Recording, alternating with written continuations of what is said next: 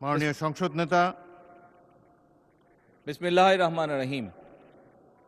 ধন্যবাদ মাননীয় স্পিকার। প্রথমেই আমি আল্লাহ রব্বুল আলমিনের কাছে অশেষ শুকরিয়া আদায় করছি, কারণ আল্লাহ রব্বুল আলমিন আজকে আমাদেরকে এই তৌফিক দিয়েছেন। মাননীয় স্পিকার, আপনি এবং আমরা সহ আজ আমরা একটি ফ্যাসিবাদ মুক্ত পরিবেশে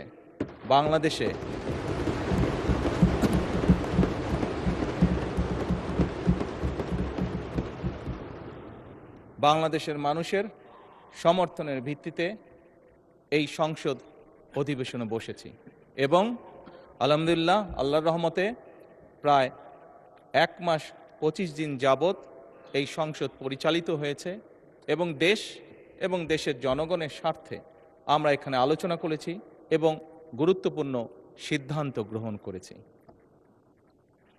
মাননীয় স্পিকার, বক্তব্যের শুরুতেই আমি শ্রদ্ধার সঙ্গে স্মরণ করতে চাই 1971 সালে স্বাধীনতা যুদ্ধে এই দেশের স্বাধীনতা অর্জন করতে গিয়ে যে সকল শহীদ আত্মত্যাগ করেছেন, যে সকল মানুষ শহীদ হয়েছেন। আমি স্মরণ করতে চাই 1990 সালের স্বৈরাচার বিরোধী আন্দোলনে সকল রাজনৈতিক দলের, গণতান্ত্রিক রাজনৈতিক দলের যে সকল নেতাকর্মী শহীদ হয়েছেন। আমি স্মরণ করতে চাই 2013 সালের শাপলা চত্বরে যে সকল মানুষকে বর্বরভাবে হত্যা করা হয়েছে। আল্লাহর দরবারে প্রার্থনা করি আল্লাহ যাতে তাদেরকে শহীদি মৃত্যু দান করেন। মাননীয় স্পিকার, আমি স্মরণ করতে চাই 2009 সাল থেকে 2024 সালের 5ই আগস্ট পর্যন্ত এই দেশের মানুষের কথা বলার অধিকার, রাজনৈতিক অধিকার, অর্থনৈতিক স্বাধীনতা অধিকার যেটা ছিনিয়ে নেওয়া হয়েছিল, সেই অধিকার পুনঃপ্রতিষ্ঠার জন্য যে সকল মানুষ আত্মত্যাগ করেছেন প্রত্যেকটি মানুষকে আমি স্মরণ করতে চাই, তাদের আত্মার মাগফিরাত কামনা করতে চাই। একই সাথে এই দীর্ঘ 1 যুগেরও বেশি সময় ধরে সকল রাজনৈতিক দল যারা গণতন্ত্রে বিশ্বাসী, যারা রাজপথে থেকে দুর্বার প্রতিরোধ গড়ে তুলেছিল স্বৈরাচারের বিরুদ্ধে, এবং সেই রাজনৈতিক দলের যে সদস্যরা বিভিন্নভাবে আহত হয়েছে তাদেরকে শ্রদ্ধার সঙ্গে আজকের এই সংসদ অধিবেশনে আমি স্মরণ করতে চাই। মাননীয় স্পিকার, আজকের এই সংসদ, মাননীয় সম্মানিত বিরোধী দলীয় নেতা সঠিকভাবেই বলেছেন যে আজকের এই সংসদের দিকে সমগ্র বাংলাদেশ তাকিয়ে আছে। এই সংসদের দিকে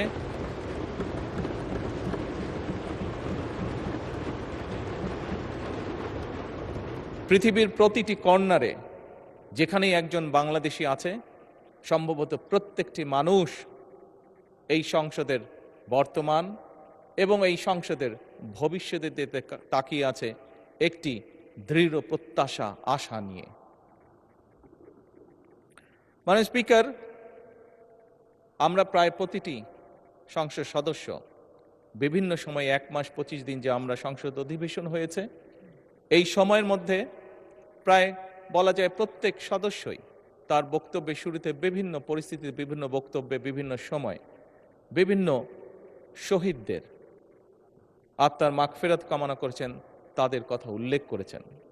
আমরা শ্রদ্ধা নিবেদন করলাম, শ্রদ্ধা নিবেদন করেছি, ইনশাল্লাহ ভবিষ্যতেও আমরা শ্রদ্ধা নিবেদন করব।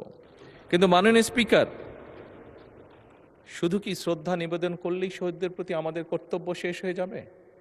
অবশ্যই নয়। মাননীয় স্পিকার, যে সকল মানুষ জীবন উৎসর্গ করেছেন, যে সকল মানুষ আহত হয়েছেন, পঙ্গুত্ব বরণ করেছেন, প্রত্যেকটি মানুষের একটি প্রত্যাশা বা একটি আকাঙ্ক্ষা ছিল এবং সেই প্রত্যাশা, সেই আকাঙ্ক্ষাকে সামনে রেখেই সেই মানুষটি সেদিন রাজপথে ঝাঁপিয়ে পড়েছিল এদেশের মানুষের রাজনৈতিক অধিকারকে প্রতিষ্ঠিত করার জন্য। মাননীয় স্পিকার, কি ছিল এই মানুষগুলোর প্রত্যাশা বা আকাঙ্ক্ষা। খুব সংক্ষেপে যদি বলতে হয়, এই মানুষগুলোর প্রত্যাশা ছিল, আকাঙ্ক্ষা ছিল এমন একটি বাংলাদেশ, যে বাংলাদেশের মানুষ মুক্তভাবে কথা বলতে পারবে, আরেকজনের ব্যক্তি স্বাধীনতার প্রতি সম্মান রেখে নিজের মতামতকে প্রকাশ করতে পারবে। এই মানুষগুলির প্রত্যাশা ছিল এমন একটি বাংলাদেশ যেখানে তারা তাদের যোগ্যতা অনুযায়ী তারা তাদের কর্মসংস্থানের ব্যবস্থা করতে পারবে, তাদের জীবন পরিচালনা করতে পারবে। এই রকম প্রত্যাশাগুলো ছিল। মাননীয় স্পিকার, আমি আবারও বিরোধী দলীয় নেতার সাথে একমত প্রকাশ করছি। উনি উল্লেখ করেছেন ওনার বাবা একজন কৃষক ছিলেন এবং কৃষক থাকাকালীন অবস্থায় কি এরকম সমস্যা ফেস করেছেন এই দেশের কৃষক, সেটি সেই সময় হোক, এটি বর্তমান সময় হোক। মাননীয় স্পিকার, এই সকল বিষয়গুলো ওনারা যেমন দেখেছেন, এই সকল বিষয়গুলো আমরা এখানে উপস্থিত প্রত্যেকটি মানুষ, প্রত্যেকটি সংসদ সদস্য আমরা দেখেছি। আমাদের পরিবারে বর্তমানেও কেউ না কেউ প্রত্যক্ষ পরোক্ষভাবে কৃষির সাথে জড়িত। আমরা যে গিয়েছি 12 তারিখের নির্বাচন,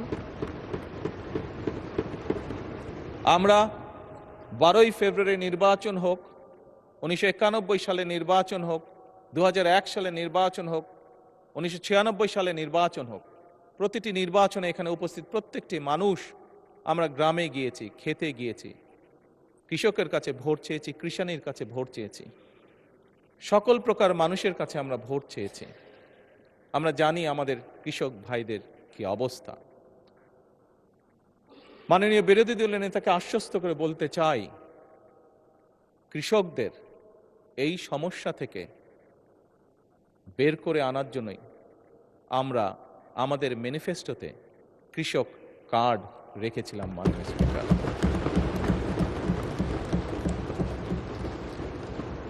আবারও নির্দ্বিধায় বলতে হবে, আল্লাহ রব্বুল আলমীর কাছে শুকরিয়া আদায় করা ছাড়া কোনোই উপায় নেই। আল্লাহর রহমত ছিল বলেই বাংলাদেশের মানুষের সমর্থন নিয়ে আমরা সরকার গঠন করার পরে দ্রুততার সাথে আমরা চেষ্টা করেছি সেই কৃষক ভাইদের পাশে দাঁড়ানোর জন্য। আজকে হ্যাঁ, মাননীয় স্পিকার, হয়তো অনেকেই বলতে পারে যে কয়জনকে আপনারা দিয়েছেন কৃষক কার্ড। আমরা দেওয়া শুরু করেছি মাননীয় স্পিকার, পর্যায়ক্রমিকভাবে। আমরা কৃষক বলতে যাদেরকে বোঝায় তাদের কাছে ধীরে ধীরে আমরা পৌঁছাবো। এবং শুধু কৃষক বলতে সাধারণত আমরা যে বুঝি যে মানুষগুলো, শুধু তাই নয়, যে ধান ফলায় শুধু সেই কৃষকই নয়, যে ধান ফলায়, যে মৎস্য চাষ করে, যে গবাদি পশু চাষ করে, প্রত্যেক ধরনের কৃষকের কাছে আমরা পৌঁছতে চাই। এবং এটি বলতে পারি, আমরা মাননীয় স্পিকার শুরু করেছি, আল্লাহর রহমতে আমরা এই কাজটি শুরু করেছি। কৃষকের ভাগ্য পরিবর্তনের কাজ আমরা শুরু করেছি, এই সংসদে নির্বাচিত প্রতিনিধিরা শুরু করেছে। এবং একটু আগে বিরোধী দলের নেতা ওই গ্যালারি দেখিয়ে বললেন যে ওখানে ভবিষ্যৎ প্রজন্ম যারা বসে আছে, ইনশাল্লাহ তারা সেই কাজটিকে এগিয়ে নিয়ে যাবে এই কৃষকদের ভাগ্য পরিবর্তন করার জন্য। মাননীয় স্পিকার,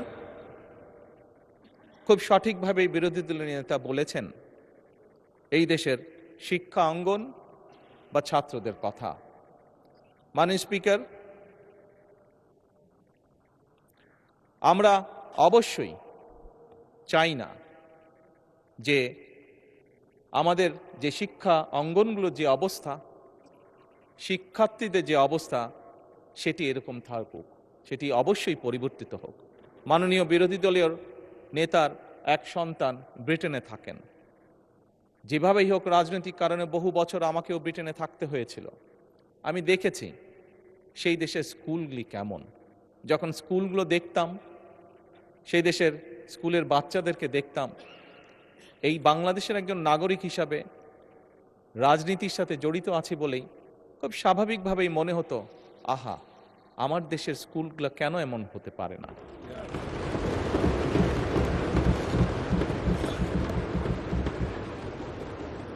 মাননীয় স্পিকার, দেখেছি সেখানে কিভাবে প্রাইমারি স্কুলের কথা যদি বলি, আমি যেখানে থাকতাম তার আশেপাশে প্রাইমারি স্কুল ছিল, সেজন্যই সেটি বেশি চোখে পড়তো। সকালে এবং বিকালে যদি কোথাও বের হতাম, দেখতাম যে বাচ্চারা যাচ্ছে, দেখতাম বাচ্চারা কি সুন্দর কাপড় চোপড় পরে যাচ্ছে, পায়ে জুতো, মোজা, সুন্দর শার্ট প্যান্ট, যার যেটি স্কুল ড্রেস সেটি পরে যাচ্ছে। মাননীয় স্পিকার, মনের মধ্যে একটি কষ্ট হতো যে আমার দেশের প্রাইমারি স্কুলের বাচ্চারা কবে এরকম সুন্দরভাবে স্কুলে যাবে।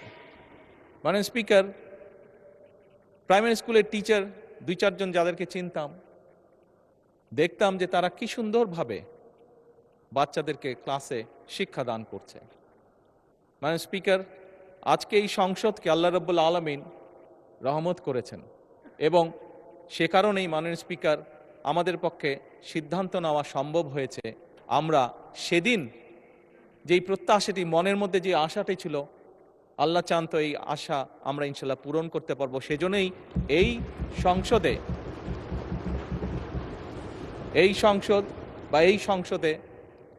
মাধ্যমে যে সরকার গঠিত হয়েছে, মাননীয় স্পিকার, এই সরকার সিদ্ধান্ত গ্রহণ করেছে এবং কাজও শুরু করেছে। আমরা ইনশাল্লাহ আগামী জুলাই মাস থেকে পর্যায়ক্রমিকভাবে ধীরে ধীরে প্রাইমারি স্কুলের বাচ্চাদেরকে স্কুল ব্যাগ দিব, পর্যায়ক্রমিকভাবে বাচ্চাদের আমরা স্কুল ড্রেস দিব এবং পর্যায়ক্রমিকভাবে মাননীয় স্পিকার আমরা বাচ্চাদেরকে জুতার ব্যবস্থাও ইনশাল্লাহ করব। এখন আসুন, মাননীয় স্পিকার, বিরোধী দলীয় নেতা বলেছেন পরিবেশের কথা। কিসের পরিবেশ? শিক্ষাঙ্গনের পরিবেশ।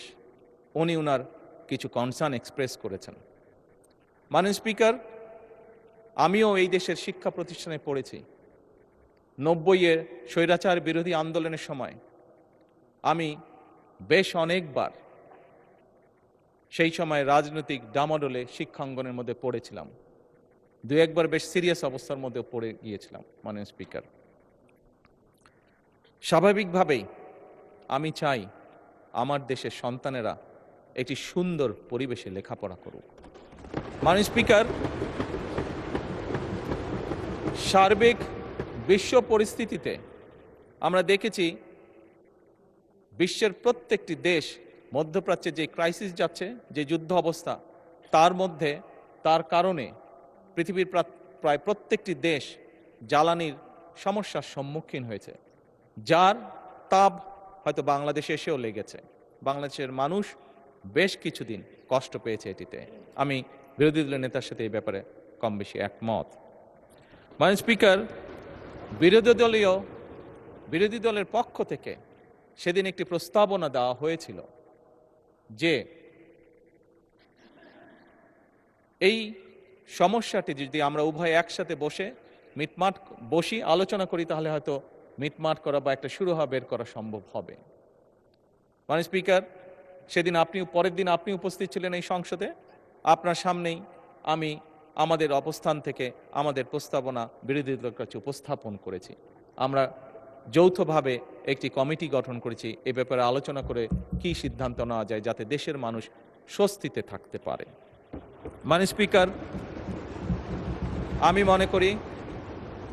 আমি মনে করি আমরা আজও এই সমস্যার সমাধান উভয় পক্ষ একসাথে বসে নিশ্চয়ই ইনশাল্লাহ বের করতে সক্ষম হব।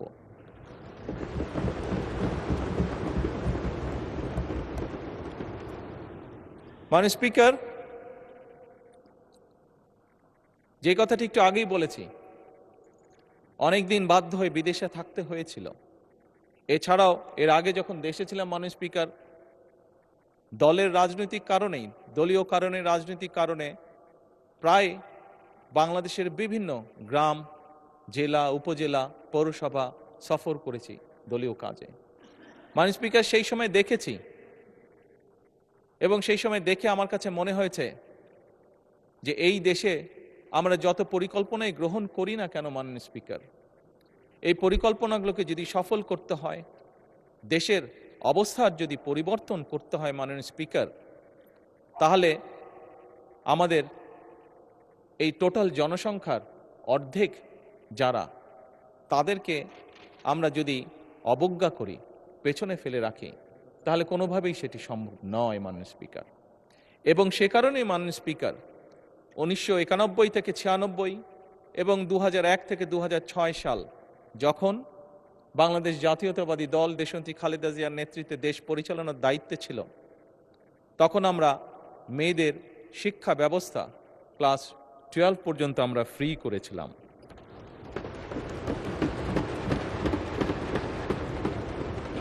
মাননীয় স্পিকার, সেজন্যই এই নারী সমাজ যাতে দেশ গঠনে আরও বেশি ভূমিকা রাখতে পারে, সেজন্যই বর্তমান সরকার সিদ্ধান্ত গ্রহণ করেছে, পরিকল্পনা নিয়েছে যে আমরা মেয়েদের স্নাতক বা ডিগ্রি পর্যন্ত আমরা শিক্ষা ব্যবস্থা ফ্রি করব। এবং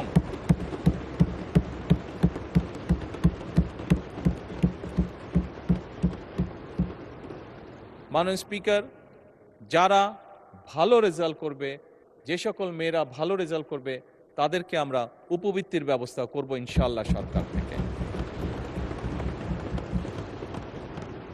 মাননীয় স্পিকার, শুধুমাত্র লেখাপড়াই নয়, মেয়েদেরকে, নারীদেরকে যদি আমরা অর্থনৈতিকভাবে স্বাবলম্বী করে গড়ে তুলতে পারি, তাহলে দেশকে আরো দ্রুত সামনের দিকে এগিয়ে নিয়ে যাওয়া সম্ভব। এবং এইটি করার লক্ষ্যেই আমরা ফ্যামিলি কার্ড নামে একটি কার্ড, এটার প্রতিশ্রুতি আমরা নির্বাচনের আগে দেশের জনগণের কাছে দিয়েছিলাম। আবারও আল্লাহর কাছে অশেষ শুকরিয়া আদায় করি, আল্লাহর রহমতে এই ফ্যামিলি কার্ড যেটি আমরা প্রতিশ্রুতি দিয়েছিলাম, সেটিরও বাস্তবায়নের কাজ আমরা শুরু করেছি। এবং এই সংসদেই মাননীয় স্পিকার, দুদিন আগে আমাদের তরুণ সদস্য জনাব হাসনাত আমাকে ফ্যামিলি কার্ড নিয়ে একটি প্রশ্ন করেছিলেন যে এই ফ্যামিলি কার্ড কিভাবে কন্ট্রিবিউট করতে পারে দেশের ইকোনমিতে। আমি সংক্ষেপে সেটি তুলে ধরেছিলাম এই মহান সংসদের সামনে। এবং সেদিন আমি পরিষ্কারভাবে বলেছিলাম, অনেকেই হয়তো, অনেকের মনেই প্রশ্ন আছে এত টাকা কিভাবে দিবে এবং এত টাকা এইভাবে দিয়ে দিলে সম্ভব কিনা। আমাদের সকলকে বিষয়টি একটু অন্যভাবে দেখতে হবে। যেই টাকাটি আমরা ফ্যামিলি কার্ডের মাধ্যমে দিচ্ছি, এটি ইনভেস্টমেন্ট হিসেবে দেখতে হবে, এবং আপনি যখন ইনভেস্ট করবেন রিটার্ন অবশ্যই আসবে। আমি সেদিন বলেছিলাম, মাননীয় স্পিকার, আমি সেদিন বলেছিলাম যে এই ফ্যামিলি কার্ডের যেই টাকা ফ্যামিলি কার্ডে যাবে, একজন নারী যেটি পাবে, উনি যেই কাজে ব্যবহার করবেন এই টাকাটা, সেই ব্যবহৃত টাকাটা এই দেশের গ্রামীণ অর্থনীতিকে ধীরে ধীরে শক্তিশালী করে তুলবে।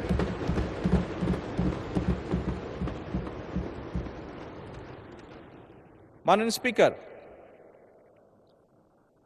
মাননীয় বিরোধী দলীয় নেতা ওনার নির্বাচনী এলাকা সম্পর্কে একটি কথা বলেছেন, বেশ কিছু বিবরণ দিয়েছেন। এই সংসদে আজকে দাঁড়িয়ে আমি আমার অবস্থান থেকে পরিষ্কারভাবে বলতে চাই, অনুরোধ জানাবো মাননীয় বিরোধী দলীয় নেতাকে, মাননীয় বিরোধী দলীয় নেতা, আমি যে মন্ত্রণালয়ের অধীন কাজ, আমার পাশেই সেই মিনিস্টার সাহেব বসে আছেন। প্রোটোকল হিসাবে মিনিস্টার সাহেবকে আমি এরই ভিতরে নির্দেশনা দিয়েছি যে আপনার কাজগুলো উনি দেখবেন, এবং তার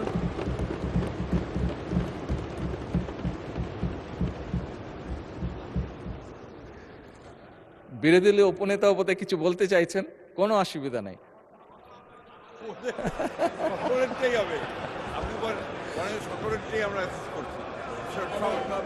মাননীয় স্পিকার, যে এক মিনিট, একটু আগে ফরিদপুরে 1 আসনের সংসদ সদস্য এসেছিলেন, উনিও কিছু কথা আমাকে বলেছেন। মাননীয় স্পিকার, আমি প্রথমেই বলেছি এই সংসদ বাংলাদেশের মানুষের জন্য, এই সংসদ বাংলাদেশের জন্য।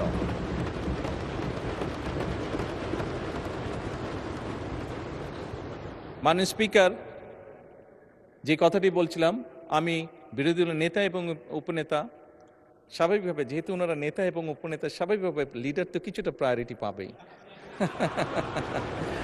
ওনাদের দুজনকে বলব, দয়া করে আপনাদের বিষয়গুলো যদি আমার অফিসেও যদি একটা কপি পাঠিয়ে দেন, আমি নিজে চেষ্টা করব দেখার জন্য বিষয়গুলো।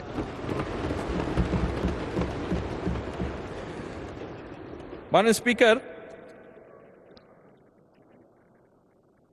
উনি ওনার এলাকার সমস্যার কথা বলতে গিয়ে একটি কথা বলেছেন। ওনার এলাকার জলবদ্ধতার কথা বলেছেন, খালের কথা বলেছেন।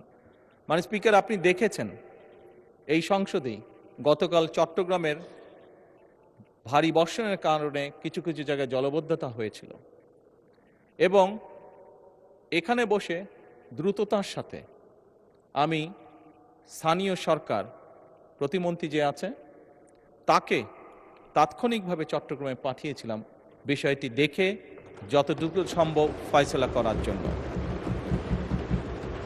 মাননীয় স্পিকার, এই ঘটনাটা দিয়ে আমি যেটা বলতে চাইছি সেটা হচ্ছে যে এই সরকার জনগণের নির্বাচিত সরকার, এই সরকার জনগণের কাছে জবাবদিহিমূলক সরকার এবং সে কারণেই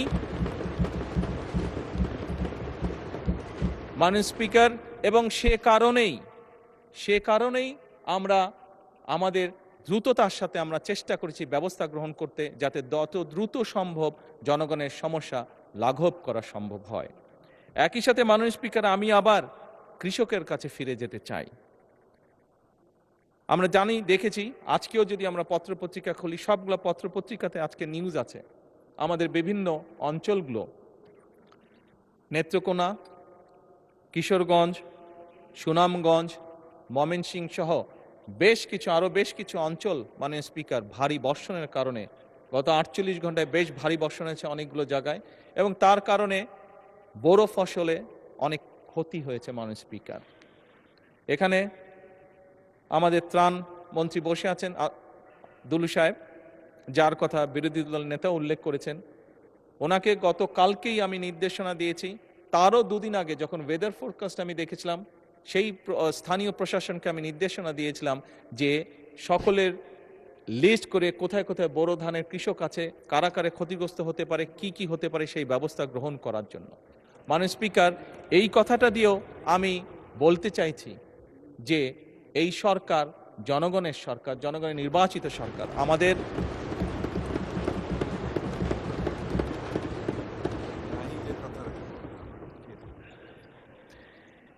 জনগণের নির্বাচিত সরকার এবং আমাদের প্রথম দায়িত্বই হচ্ছে জনগণের দেখভাল করা। মাননীয় স্পিকার,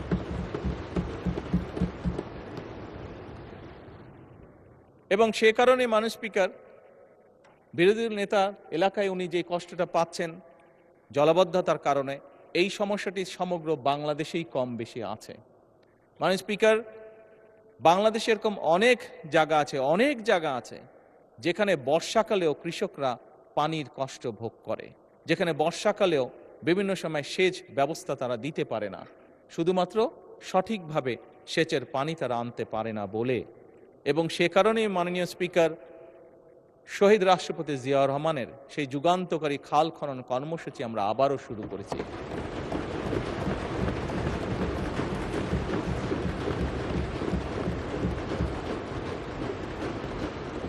এই খাল খনন কর্মসূচি শুধুমাত্র যে সেচের পানির জন্য আমরা করছি তা নয়।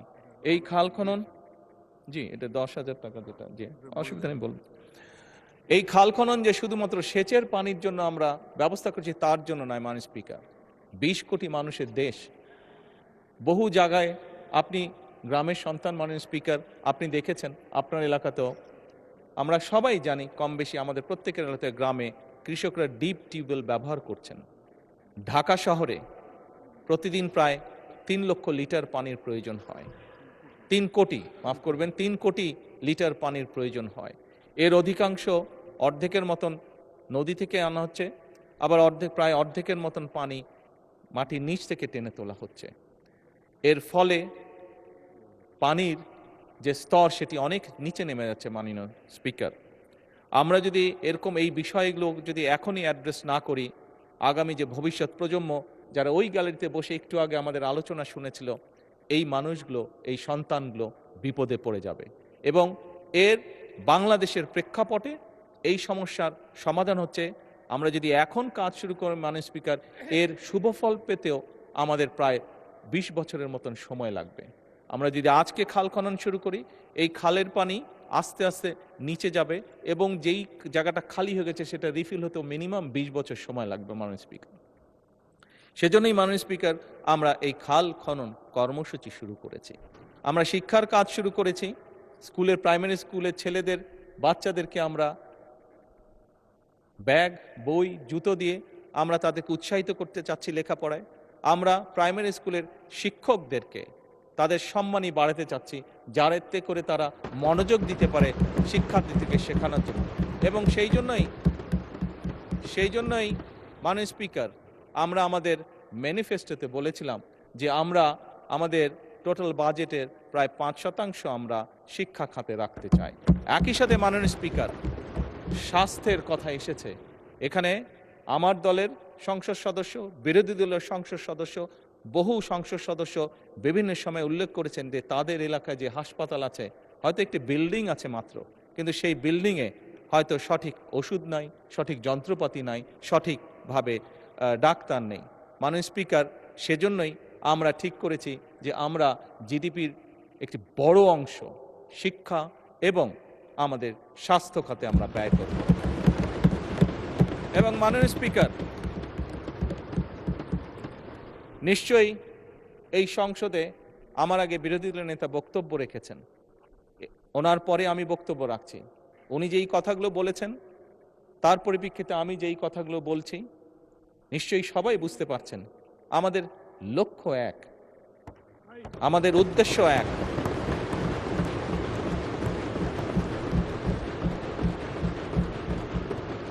আমাদের গন্তব্য এক। লক্ষ্য কি? লক্ষ্য হচ্ছে বাংলাদেশের মানুষ। উদ্দেশ্য কি? উদ্দেশ্য হচ্ছে একটি সমৃদ্ধশালী বাংলাদেশ। গন্তব্য কি? গন্তব্য কি? একটি স্বনির্ভর, নিরাপদ, আত্মনির্ভরশীল বাংলাদেশ।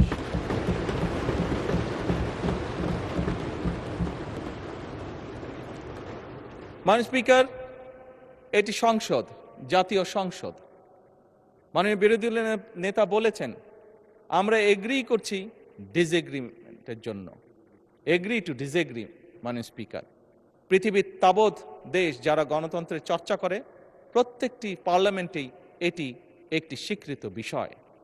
মাননীয় স্পিকার, ইয়েস, আজকে হয়তো জুলাই সনদ নিয়ে অনেক কথা হয়েছে, আমি সেই ডিবেটেই যাব না। কারণ একটু আগেই আমি বলেছি আমাদের লক্ষ্য, উদ্দেশ্য, গন্তব্য হচ্ছে এই দেশ, দেশের জনগণ এবং একটি আত্মনির্ভরশীল সমৃদ্ধশালী বাংলাদেশ। মাননীয় স্পিকার, আমি আবারও বিরোধী দলের নেতার সাথে একমত পোষণ করছি। আমরা গত প্রায় 1.5 মাস ধরে আলোচনা করেছি এই সংসদে। হ্যাঁ, আমরা অনেকগুলো গুরুত্বপূর্ণ বিল পাশ করেছি।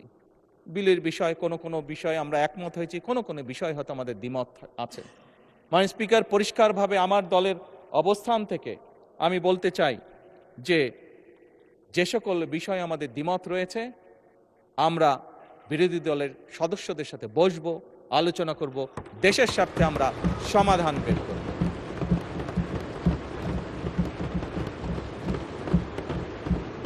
মাননীয় স্পিকার, নিশ্চয়ই আপনারও মনে আছে, এখানে সকলেরই মনে আছে, রোজার সময় বিরোধী দলীয় নেতা আমাকে ওনাদের ইফতার পার্টিতে দাওয়াত করেছিলেন। আমরা সেখানে গিয়েছিলাম। আমি গিয়েছিলাম, আমার সাথে আজকের হোম মিনিস্টারের সাথে ছিলেন।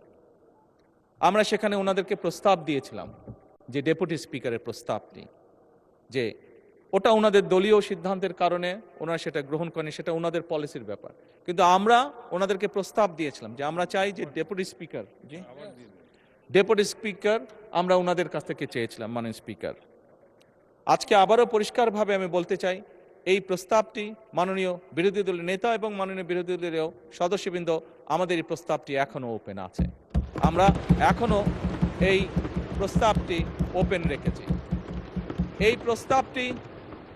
এই প্রস্তাবটি দেওয়ার মাধ্যমে আবারও আমরা আমাদের পরিষ্কার ইন্টেনশন বোঝানোর চেষ্টা করেছি।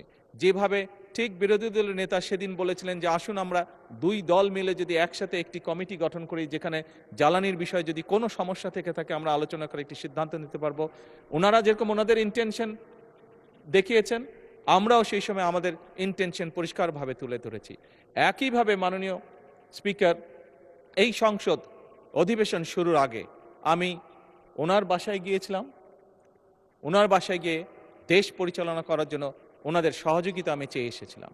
একইভাবে আমি নাহিদ ইসলামেরও বাসায় গিয়েছিলাম, এনসিপির কাছে আমি বলেছিলাম দেশ পরিচালনায় আপনাদেরও সহযোগিতা প্রয়োজন। মাননীয় স্পিকার,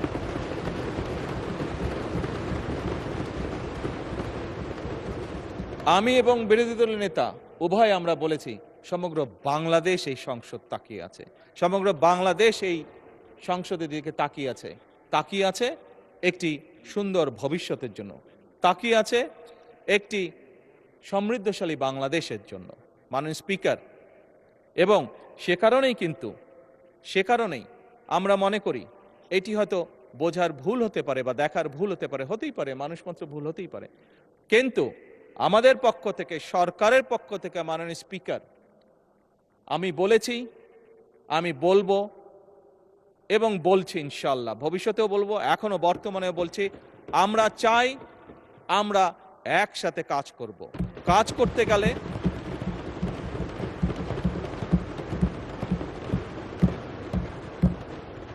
মাননীয় স্পিকার, অতীতে যতবারই গণতন্ত্র চলতে শুরু করেছিল বিভিন্ন সময় গণতন্ত্র বাধাগ্রস্ত হয়েছে। গণতন্ত্র যতবারই বাধাগ্রস্ত হয়েছে দেশের অর্থনীতি বাধাগ্রস্ত হয়েছে।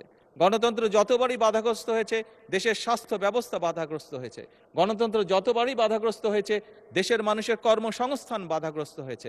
গণতন্ত্র যতবারই বাধাগ্রস্ত হয়েছে দেশের অর্থনীতি, মাননীয় স্পিকার, বাধাগ্রস্ত হয়েছে।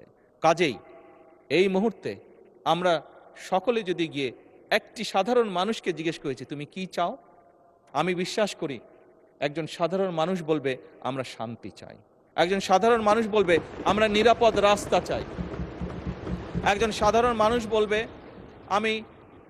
আমি আমার লেখাপড়া শেষ করে আমি একটি কর্মসংস্থান চাই। একজন গৃহিণী বা একজন নারী বলবে আমি নিরাপদে রাস্তায় যেতে চাই। মাননীয় স্পিকার, আজকে আমরা ইতিহাস নিয়ে হয়তো অনেক ডিবেট করেছি, কিন্তু মাননীয় স্পিকার, আমাদের এই ইতিহাসের ডিবেট সেই হামে অসুস্থ বাচ্চার মার মন কি শান্ত করতে পারবে? পারবে না। তার জন্য তো মাননীয় স্পিকার,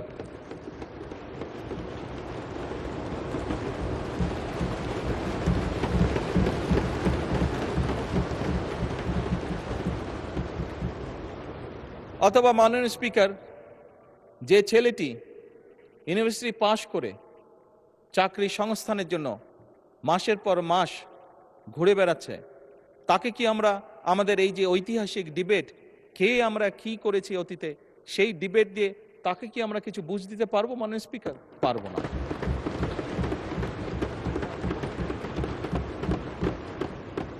মাননীয় স্পিকার, আমি একটু আগেই বলেছি যে বোরো ধানের এই যে যেখানে অতিবৃষ্টি হয়েছে সেখানে যেই ফসল কৃষকরা ক্ষতিগ্রস্ত হয়েছে তাদের কাছে যদি আমরা আমাদের এই মহান সংসদের মূল্যবান ঐতিহাসিক ডিবেট উপস্থাপন করি, সে যে ফসল হানির যে কষ্ট, সেই কষ্ট কি তার লাঘব করা সম্ভব হবে যদি তার জন্য আমরা কোনো একটি ব্যবস্থা করতে না পারি যে আগামী 3 মাস সে কি খাবে?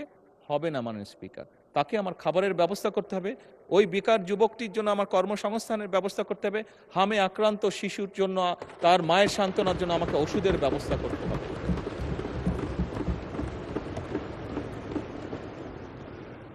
মাননীয় স্পিকার, আমার কাছে একজন রাজনীতিবিদ হিসাবে মনে হয় খুব সম্ভবত বাংলাদেশের মানুষ যত না রাজনৈতিক ডিবেট চায়, যত না রাজনৈতিক বিভিন্ন বক্তব্য চায়, তার থেকে তারা তাদের সমস্যার সমাধান চায়।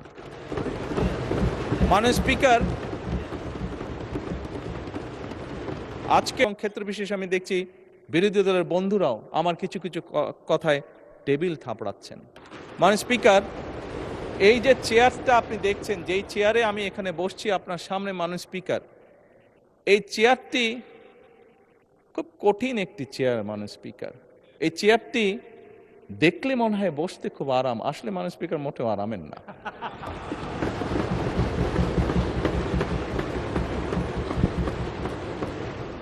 এই চেয়ারটিতে বসলে মাননীয় স্পিকার প্রতি মুহূর্তে মনে হয় যে আগুনে তপ্ত হিট আসছে। মাননীয় স্পিকার, হাসার কিছু নেই, আমি যা ফিল করি আমি আপনাদেরকে তাই বলছি। মাননীয় স্পিকার, এই চেয়ারের থেকে উঠে দাঁড়িয়ে আপনার সামনে বক্তব্যে আমি হয়তো অনেক পপুলার কথা বলতে পারতাম, যেটাতে আরো অনেক বেশি তালি হতো মাননীয় স্পিকার। কিন্তু এই চেয়ার আমাকে বলে যে আমি সবসময় পপুলার কথা বলতে পারি না, আমাকে সেটাই বলতে হবে।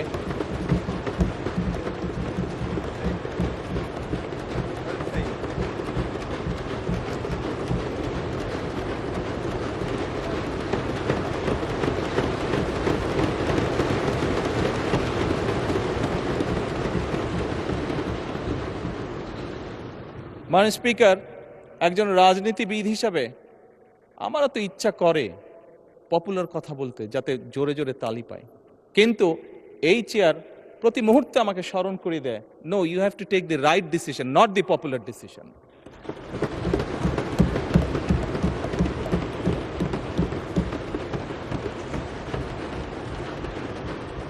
মাননীয় স্পিকার, আপনার মাধ্যমে আজকে এই সংসদের এই সবুজ চেয়ারে যারা বসে আছেন, আমি মনে করি আজকে বোধহয় আমাদেরকে সিদ্ধান্ত নিতে হবে যে আসুন আমরা পপুলার ডিসিশনে আলাপ করব না, আমরা আলাপ করব সঠিক ডিসিশনের ব্যাপারে, রাইট ডিসিশনের ব্যাপারে।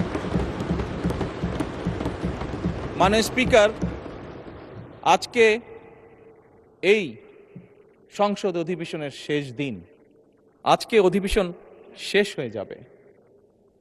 আমার সংসদ নেতা হিসেবে আমার দলের সদস্যদের কাছে, বিরোধী দলীয় বন্ধুদের কাছে, সহকর্মীদের কাছে, সদস্যদের কাছে আমার অনুরোধ থাকবে যে আসুন আগামী অধিবেশন যেটি শুরু হবে সেখানে আমরা আলোচনা করব আমরা কত দ্রুত দেশে বিদ্যুতের সমস্যার সমাধান করতে পারি।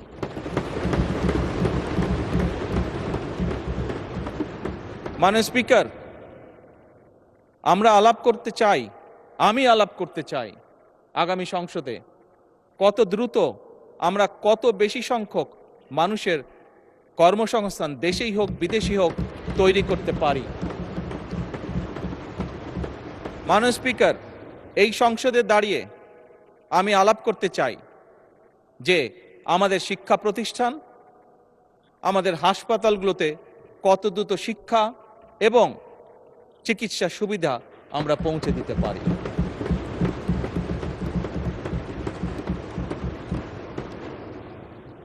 মাননীয় স্পিকার, দিনের কার্যবিধিতে আপনি যখন শুরু করেন, বিভিন্ন সময় বিভিন্ন সংসদ সদস্য বলে ওঠেন তার এলাকায় রাস্তা লাগবে, তার এলাকায় ব্রিজ লাগবে, কারো এলাকায় কালভার্ট লাগবে। স্বয়ং বিরোধী দলীয় নেতা ওনার এলাকার সমস্যার কথা বলেছেন। মাননীয় স্পিকার, আমরা যদি দেশের পরিস্থিতি স্থিতিশীল রাখতে না পারি, দেশে আমরা যদি অর্থনৈতিকভাবে শক্তিশালী করতে না পারি, মাননীয় স্পিকার, বর্তমান প্রেক্ষাপটে যেখানে 30 লক্ষ কোটি টাকার ঋণ নিয়ে এই সংসদ দেশ পরিচালনা শুরু করেছে, সেই দেশকে আমরা এগিয়ে নিতে পারবো না। আমরা যদি একটি স্টেবল গভর্নমেন্ট রাখি, আমরা যদি একটি স্টেবল পার্লামেন্ট এনশিওর করতে না পারি, মাননীয় স্পিকার, আমরা কোনোভাবেই এই দেশকে সামনে নিয়ে যেতে পারবো না। মাননীয় স্পিকার, এই দেশকে যদি সামনে নিতে হয় তাহলে অবশ্যই আমাদের উভয় পক্ষকে একসাথে কাজ করতে হবে। হ্যাঁ, বাংলাদেশে আইটি শিল্পের বিকাশ কিভাবে হবে এ ব্যাপারে হয়তো আমাদের মধ্যে ডিবেট হতে পারে, এ ব্যাপারে আমাদের মধ্যে দ্বিমত থাকতে পারে, কিন্তু বাংলাদেশের আইটি শিল্পের বহিঃপ্রকাশ হতে হবে, এ ব্যাপারে আমাদের মধ্যে নিশ্চয়ই কোনো ডিবেট নেই। মাননীয় স্পিকার, সেজন্যই আসুন আজকে আমরা সিদ্ধান্ত গ্রহণ করি যে আমাদের আলোচনার বিষয়বস্তু হবে এই দেশের মানুষের ভাগ্যের পরিবর্তন। আমাদের আলোচনার বিষয়বস্তু হবে আমাদের আলোচনার মাননীয় স্পিকার, আমাদের আলোচনার বিষয়বস্তু হবে যে আমরা অন্য দেশের উদাহরণ দেব না, বরং আমাদের দেশকে আমরা সামনে এগিয়ে নিয়ে যাব। মাননীয় স্পিকার, 1971 সালে এই দেশ যখন স্বাধীন হয়েছে, এই মুহূর্তে আমরা বিভিন্ন বিবেচনায় আমাদের দেশকে যদি স্ট্যান্ডার্ডে ধরি, আমাদের মতন অনেকগুলো দেশ ছিল যারা হয়তো 1972-73 সালে স্বাধীন হয়েছে, তারা আমাদের থেকে এগিয়ে গিয়েছে। মাননীয় স্পিকার, আমরা পারিনি কেন? বিকজ বিভিন্নভাবে এই দেশকে, একটু আগেই যেটা বলেছি মাননীয় স্পিকার, বাধাগ্রস্ত করা হয়েছে গণতন্ত্রকে। মাননীয় স্পিকার, গণতন্ত্র বাধাগ্রস্ত যদি হয়, গণতন্ত্র প্রতিবার বাধাগ্রস্ত হলে অর্থনীতি, শিক্ষা, স্বাস্থ্য সব কিছু বাধাগ্রস্ত হবে। কাজেই মাননীয় স্পিকার, আপনার মাধ্যমে আমি বিরোধী দলীয় সহকর্মীদের কাছে আহ্বান জানাতে চাই, আসুন আমরা ডিবেট করব, আমরা বিতর্ক করব, আমরা আলাপ করব, আমরা আলোচনা করব, আমরা বসবো, কথা বলবো, কিন্তু কোনোভাবেই এই সংসদকে ব্যর্থ হতে দেওয়া যাবে না।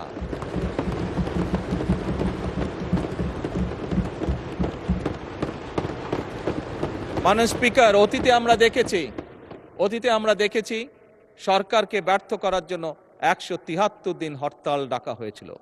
মাননীয় স্পিকার, হ্যাঁ, সেই সরকার হয়তোবা ক্ষতিগ্রস্ত হয়েছিল, সরকার হয়তো পরবর্তীতে ক্ষমতায় আসেনি, কিন্তু মাননীয় স্পিকার, কেউ একজন সদস্য, সেটি আমার দলের সদস্য হোক, সেটি বিরোধী দলীয় সদস্যরা হোক, বুকে হাত দিয়ে বলতে পারবেন যে বাংলাদেশ ক্ষতিগ্রস্ত হয়নি?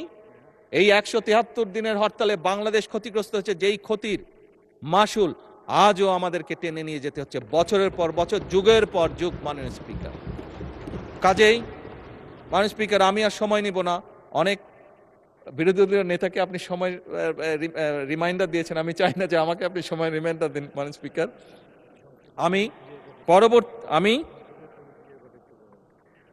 আমি বিরোধী দলীয় নেতার সাথে একমত হয়েই বলতে চাই যে কথাটি কয়েকবার আমি রিপিট করেছি, আবারও আমি রিপিট করতে চাই, কারণ আমি মনে করি এটা উনি একটি ইম্পর্টেন্ট কথা বলেছেন, যার সাথে আমি সম্পূর্ণভাবে একমত। এই সংসদ মানে পুরো বাংলাদেশ।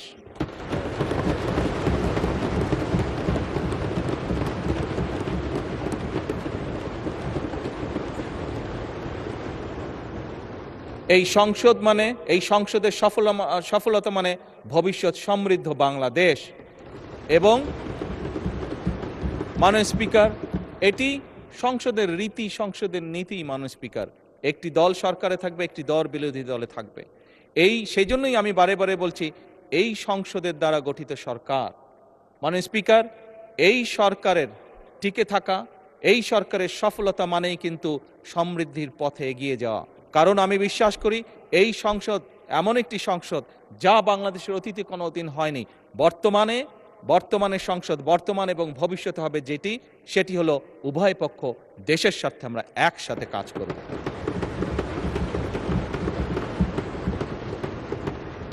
মাননীয় স্পিকার, আমরা উভয় পক্ষ আসুন কেউ কাউকে ব্যর্থ করতে চাইব না, কারণ আপনি এবং আমি, আপনারা এবং আমরা মিলেই কিন্তু পূর্ণ সংসদ। আমরা মিলেই কিন্তু পূর্ণ সংসদ। কাজে আপনি ব্যর্থ হলে আমি ব্যর্থ, আমি ব্যর্থ হলে আপনি ব্যর্থ, এই কথাটি আমাদেরকে মনে রাখতে হবে। এবং আমরা যে কোনো একজন ব্যর্থ হলেই বাংলাদেশ ব্যর্থ হয়ে যাবে। আমরা কেউই, এই সংসদের কোনো একজন সদস্য, আমরা শয়নে স্বপ্নে কেউ ব্যর্থ বাংলাদেশ দেখতে চাই না। কারণ বর্তমান বাংলাদেশ ৭১-এর পরবর্তী বাংলাদেশ যেরকম শহীদের রক্তের উপরে দাঁড়িয়েছিল, বর্তমান বাংলাদেশ এবং বর্তমান সংসদ একইভাবে হাজারো শহীদের রক্তের উপরে দাঁড়িয়ে আছে।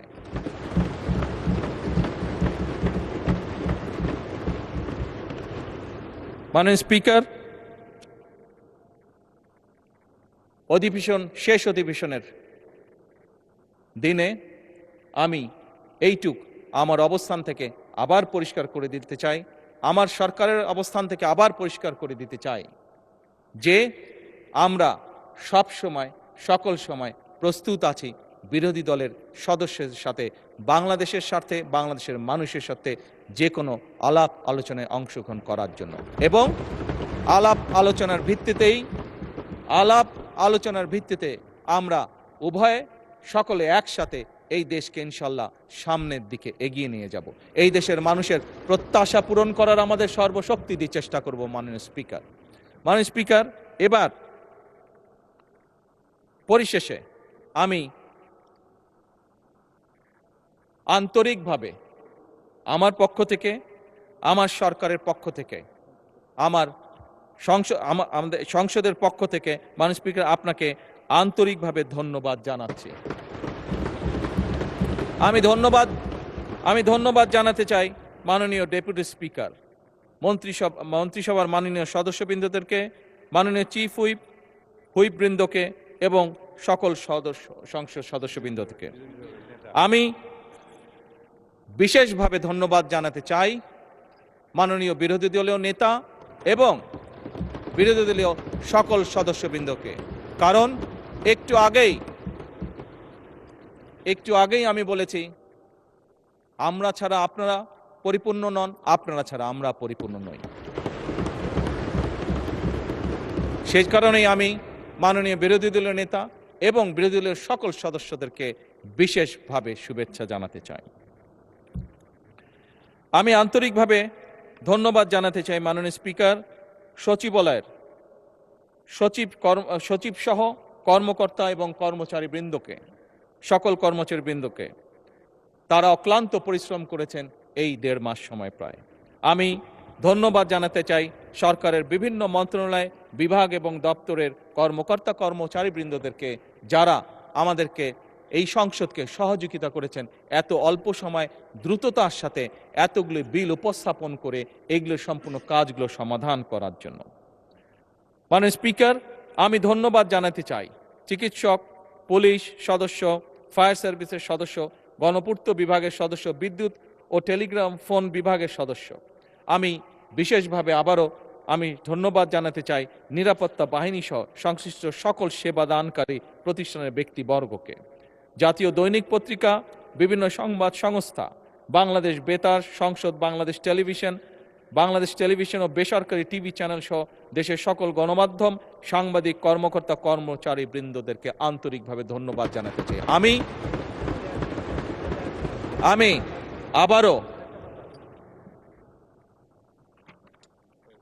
আমি আবারও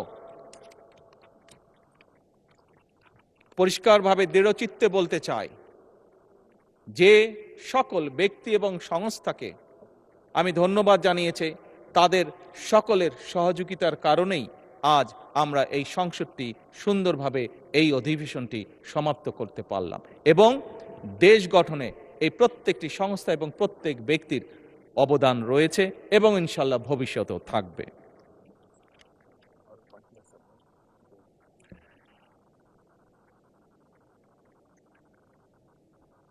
এটা তো বললাম।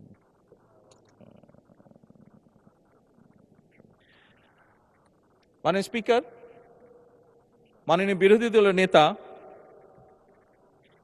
এই সংসদ কার্যালয়ের কর্মকর্তা এবং কর্মচারী বৃন্দ সহ সংসদ ভবন, প্রধানমন্ত্রী দফতরের সহায়ক হিসাবে বিভিন্ন বিটিভি এবং বেতার কর্মদের বিভিন্ন ব্যক্তির বিষয়ে উনি বলেছেন তাদেরকে কিছু সম্মানের ব্যবস্থা করার কথা, আপনাকে অনুরোধ জানিয়েছেন। আমি ওনার এই প্রস্তাবকে সম্পূর্ণভাবে সমর্থন করছি। মাননীয় স্পিকার,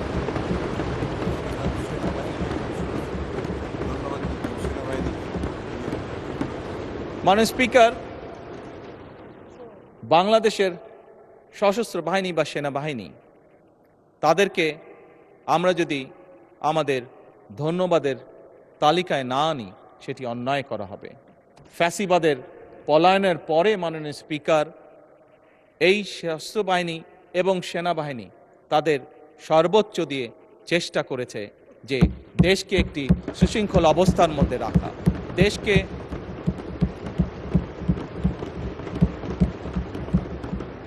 দেশে যাতে কোনো অরাজক পরিস্থিতি তৈরি হতে না পারে। আমি আইন শৃঙ্খলা বাহিনী সহ সশস্ত্র বাহিনীর সকল সদস্যবৃন্দদেরকে আন্তরিকভাবে ধন্যবাদ জানাতে চাই তাদের দায়িত্ব সঠিক সুন্দরভাবে পালন করার জন্য। মাননীয় স্পিকার, আবারও আপনাকে আন্তরিক ধন্যবাদ জানিয়ে আমার বক্তব্য শেষ করছি। বক্তব্য শেষ করার আগে আবারও আমি বলছি, সকল সংসদ সদস্যের প্রতি আমার বিনীত আহ্বান থাকবে, আসুন আমরা এই সবুজ চেয়ারের পবিত্রতা রক্ষা করি। যে দায়িত্ব, যে প্রত্যাশা, যে আশা নিয়ে বাংলাদেশের মানুষ আমাদেরকে পাঠিয়েছে এখানে, আসুন আমরা সেই দায়িত্বের, সেই কর্তব্যে সর্বোচ্চ সম্মান আমরা প্রদান করি, যার মাধ্যমে আমরা দেশের মানুষকে সম্মান প্রদর্শন করব। কারণ দেশ এবং জনগণ থাকলেই আমরা আছি। দেশ এবং জনগণ সম্মান যদি আমরা না করি, তাহলে আমাদের রাজনীতি হয়তো ব্যর্থ হয়ে যাবে। সেই জন্য আমাদের সবচেয়ে প্রথম হচ্ছে এই দেশের জনগণ এবং এই প্রিয় মাতৃভূমি বাংলাদেশ। মানে স্পিকার, আপনাকে আন্তরিক ধন্যবাদ। আসসালামু আলাইকুম।